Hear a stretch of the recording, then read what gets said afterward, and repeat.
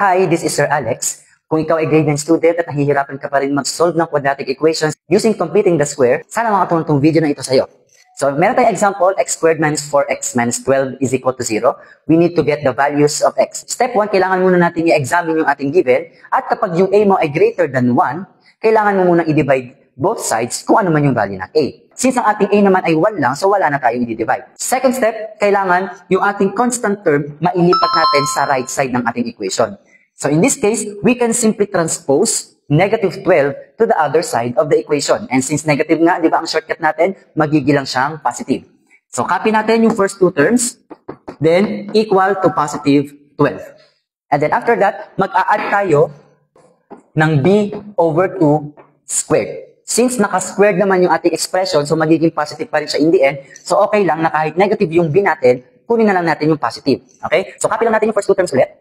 And then i-add na natin yung b over 2, then squared. Sa madaling salita, kung ano man yung value ng b, i-divide mo lang siya sa 2. Okay? Since ang b natin ay 4, ang kalahati niya ay 2. Para sa left side, para hindi tayo mahirapan sa pag-factor mamaya, wag muna natin i-simplify si 2 squared para madali natin makita kung ano yung magiging factors natin.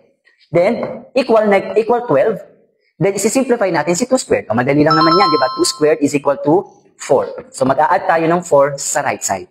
Next, after that, i-factor na natin. So, itong trinomial na ito is under factoring perfect square trinomial. And since naka-minus ang ating b, ibig sabihin nun, yung ating operation sa factor ay naka-minus din. So, i-factor na natin. Di ba? Ang shortcut natin dyan, ganyan yung template.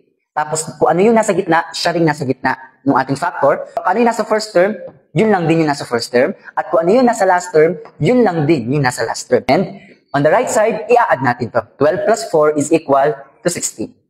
Now, meron tayong squared. Kailangan mawala yun. So, ang gagawin natin, square root natin both sides.